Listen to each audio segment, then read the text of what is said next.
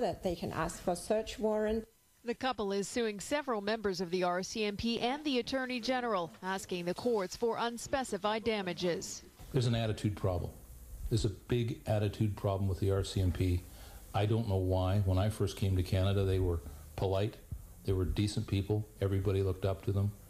Something's happened. Well, I'm all broken up about that man's rights. After 2 loud knocks, I'd opened the door. It was dark, and I looked around to the side, and there was a man standing to the side. It was an RCMP officer with the emergency response team. He asked me, "Are you Cal Washington?" And I said, "No." And he asked me, "Well, who are you?" I said, "Dwayne." And he said, "Dwayne who?" I said, "Well, Dwayne Washington." And I offered up, "I'm his brother." And he asked, "Is Cal Washington in the house?" And I said, "No." The officer had a warrant for his brother involving a child maintenance order. Dwayne has never been in trouble with the law and wanted to prove his identity to the officer. So I reached in my pockets to pull out some identification. That's when things turned ugly. All of a sudden, they both attacked me, literally, knocked me to the ground, and I fell back into the house here. The officer specifically told me, he says, we're going to teach you why you listen to orders from the police. And he starts kicking me, and he actually kicked me unconscious. I had my hand up trying to block the kicks, and I just went out. And I knew that I was out because when I came to, he was still, both officers were now laying on me still, and he was looking at me face to face.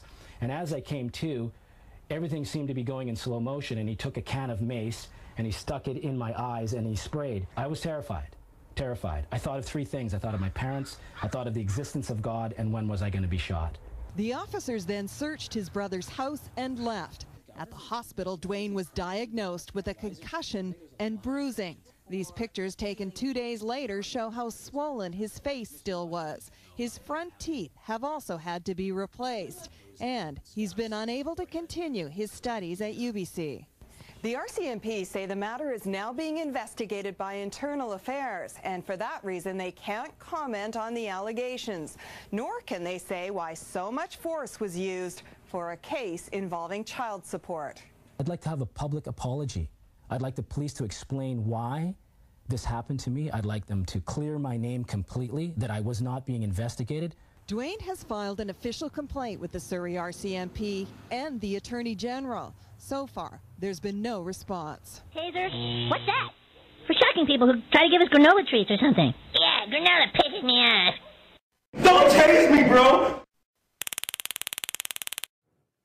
Stun guns are back in the news. This time, it's their use by Vancouver's transit police that's being questioned. Newly obtained documents reveal tasers haven't been used that much.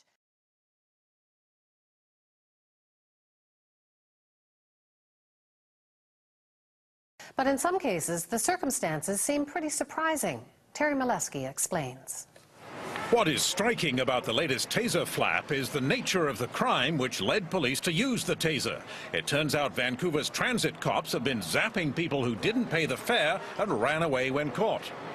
Internal police reports reveal that in one case a subject ran from officers during a fare blitz, that's a check for free riders, and the taser was deployed as the subject fled. A second free rider was arrested but grabbed onto the platform railing and refused to let go. The taser was deployed. A third had an outstanding arrest warrant. The subject fled from the officers. The taser was deployed. The transit police policy says a taser may be used when the situation demands control over a non-compliant, suicidal, potentially violent or violent individual, and lower force options were ineffective. Critics say using a taser on someone with no ticket does not qualify. I would call it a shocking abuse and misuse of a very significant weapon. This is a shocking example of the kind of usage creep that's happened in Canada with all police forces. If they are being used because somebody is evading a fare, that is absolutely intolerable.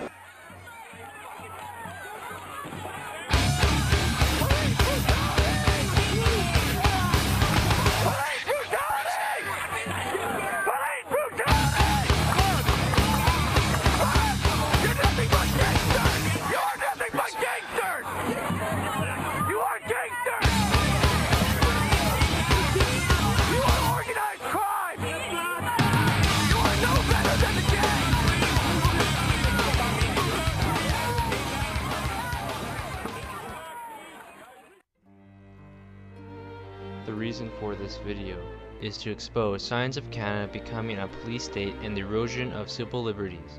We see everyday Canadians living their lives and experiencing life-changing acts of excessive and violent police brutality.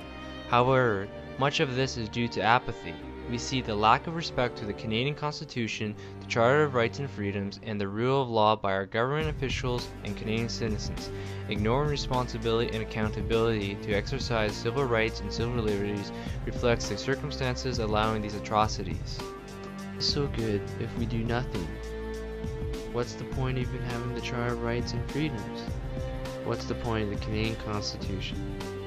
If we, the people, began learning and understanding these aspects and following the rule of law, which is here to protect the individual, not the government, we would be in a better position to protect ourselves, to live our own lives, and keeping the police on a tight leash. We, the people, have the power, not the government nor the police.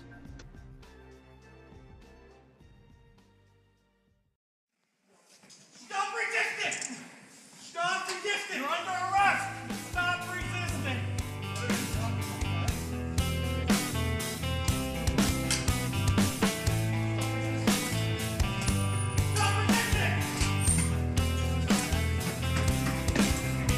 Get up! Born to push you around, better just stay down. You pull away, he hits the flesh, you hit the ground. Mouth so full of lies, tend to block your eyes. Just keep them close, keep